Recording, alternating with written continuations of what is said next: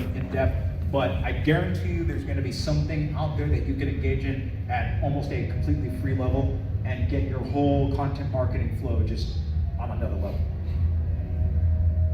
So, as I wrap up today, just want to make a couple of last points.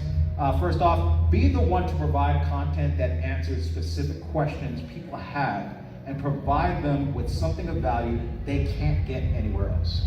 This will in turn elevate your brand from a commodity to something people embrace, okay? So, again, it goes about the substance, right? Like, you want substantive content. If you're producing something at a level and of a nature that no one else is, then you're the go-to guy, you know? And that's relative to everybody's industry, right? Like, oh, you're the guy who answers something. Oh, you're the car talk guy. Okay, whatever your industry is, whatever you do. I mean, there's plenty of examples of people who are doing that well, whatever that is. I don't care if you bake, you cook, whatever. There was a guy who got fired, I think, from his job mixing paint, and he was doing TikTok videos. You know, and he's just an employee there. It's not like he was making money or anything like that. He's just, okay, let's do this. And he got fired for it. And he was actually presented the VP of the company with a genuine plan to use this for content marketing purposes. Got shot down, never got a conversation with the VP, and they fired the dude. Now, was that the smartest strategy for that company? Probably not. I mean, it's a paint company. You know, how exciting is paint?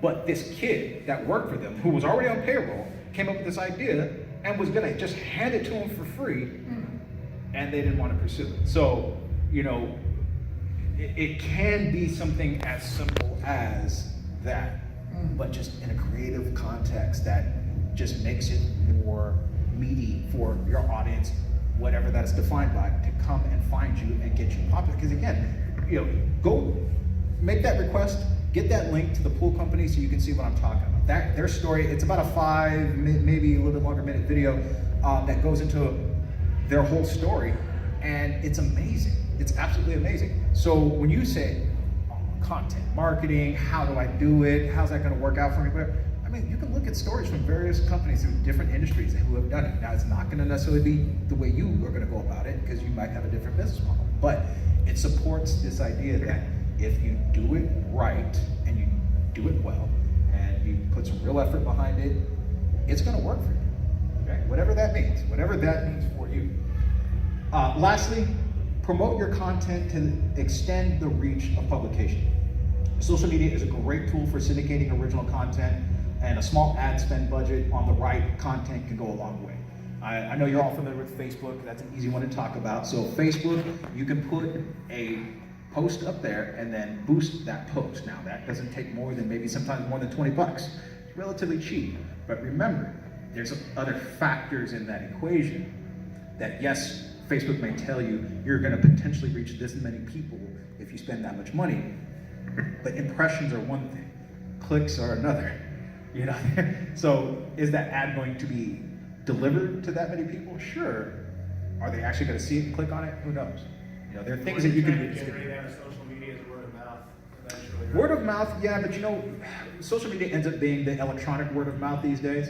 You're going to get a lot further putting some action there than just, I mean, especially now. I mean, people aren't able to have those conversations. Why? Because they're all locked up at home and not going anywhere and wearing a mask, and you can't hear them half the time. So the best way to go about that, especially given the current climate of things, I would say go online, go through social media. I mean, people are just absorbing this content at insane levels right now. I mean, like, the data that's coming through from what people are doing online when they're at home right now is ridiculous. It's absolutely ridiculous. So trends are changing based on all that information, and what businesses are doing to respond it's very interesting. So you got to keep that in mind. You know, in this current climate, is this something that I want to try to get through to people by personal contact, word of mouth, or is this something I can do online through social media, which is almost the same? And that's what I meant by word of mouth, is on social media, people talking to their friends. Absolutely, absolutely, yes. Walmart is competing with Amazon through TikTok. Right, now, 100 million people. yeah, no, and TikTok's, it's this whole crazy thing, which is weird, because when you think, I'm like, well, what's the difference between TikTok and Snapchat? And these, right, like, the differences are subtle, and ultimately there's good marketing that goes behind those things. And with the marketing comes the audience kind of starts a snowball effect. But there's novelties and gimmicks and things that can be explored through each one of those. Is TikTok right for you? I don't know. Look at your business model, come up with some ideas that might be relevant using that channel, and maybe the answer is yes. But maybe the answer is also no. Just because Twitter exists doesn't mean you should have a Twitter account just because. Not every business needs one. Yes, you want to reach your audience. Yes, a lot of people are on Twitter, but is that the right medium for you to be coming at them? So those are decisions that you have to make, and if you need help making those decisions, this is definitely one of the reasons why my company exists. We consult people a lot, even if we're not actually working on a campaign, just to get them in the frame of mind so they understand what needs to be done moving forward. So it's not the same for everybody, but definitely there are resources and people available to help you figure all that out. Because I know it's a lot. Trust me, this stuff did not come by me overnight. But ultimately, if you have a mindset of success and you know that these are avenues that you want to pursue, there is stuff out there for you to use. There are tools, there are people, and to what extent your budget can outsource things, all that stuff is available. But you can get a lot done for very cheap, very cheap. So that's going to be it for the presentation today. I know you guys were real good about questions during the presentation. That's great. If anybody's got some questions they want to throw into the mix now, even through the Zoom, please go ahead and throw them. No questions? Just We got one? a real quick one. Yeah, sure. Facebook blocks my URL for some reason. So I tried to, they even asked for it, and I put it in and they block it. Okay, so if you've been blocked by Facebook, because I have other clients that it's happened to them too, you've got a problem. There's a couple of ways you can handle that. You can try to petition Facebook and try to get it whitelisted and that kind of thing. That usually doesn't go that well.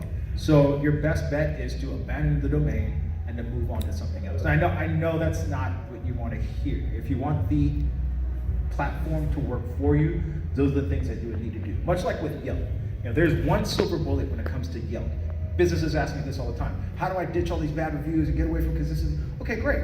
That's not the typical experience, but that's all I see on here. If you're not really a one-star business and you want to ditch all these bad reviews, there's only one way to do it. You have to move, because they are geo-targeted to the physical location of that business. You literally could be one address number over, and that's enough to make it go away. I mean, I'm relatively new, and so why would Facebook have blacklisted me or anything? Your domain may have some polluted history to it. That's the thing. People don't realize this. You get a domain, and you think just because you got it, you're the first guy to get it. Not always the case. That domain could have been burned many times over, and you're inheriting a polluted history. Now, you're supposed to do, well, in theory, what you should do is a link analysis and a link profile of a new domain when you acquire it. There's tools and things that help you do that, but ultimately, you want to examine that, because if you get something like, oh man, this is a great domain, nobody ever got this, maybe somebody got it, burned it, and ditched it, and now you're the guy picking it up, and you don't know any of that, and you're like, oh, but that, and that's when you run into trouble. So can I just purchase a new domain for cheap and auto forward to my website? Do you think that would work, or they probably don't try to do some redirecting, scheme that will get that URL. Just move everything over.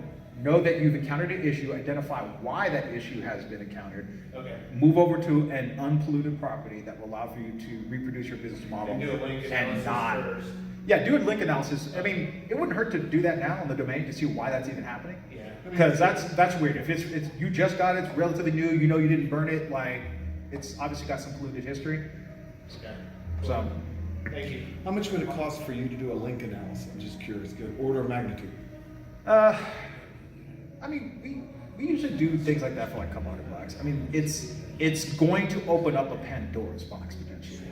So it could be a very mundane profile, not a lot going on. Oh, maybe one or two links, okay, cool. Or maybe there's nothing there, great. But then it could open up into this, oh my God, you need to not do this. That domain you just got is worthless. This profile that we've got here shows that it's been burned, you need to just let it go. And that might be the answer, but it's, like I said, we've got third-party resources that we use for this. It gives us a complete layout of everything that is attached to that domain.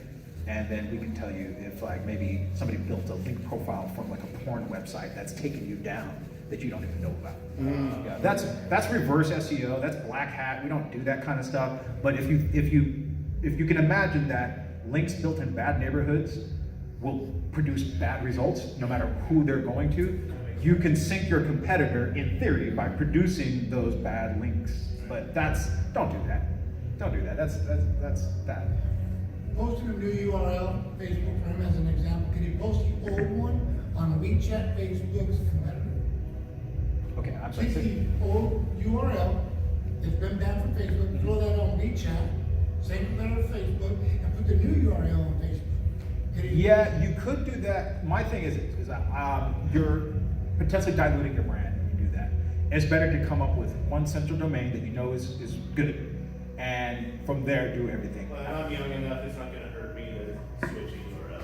Yeah, I mean, if you're just kind of getting rolling with certain things, like your URL issue right now isn't too bad. Yeah. I mean, really where that comes into play is like businesses have been well established and they've got so much into it that it's like now to deal with an issue like that, you're gonna do one of two things. You're gonna clean up the link profile, or you're gonna ditch the domain and start all over. If that's too expensive and too time consuming, sometimes it's a link profile cleanup. And there is a way to do that. You can clean up a link profile. It takes time.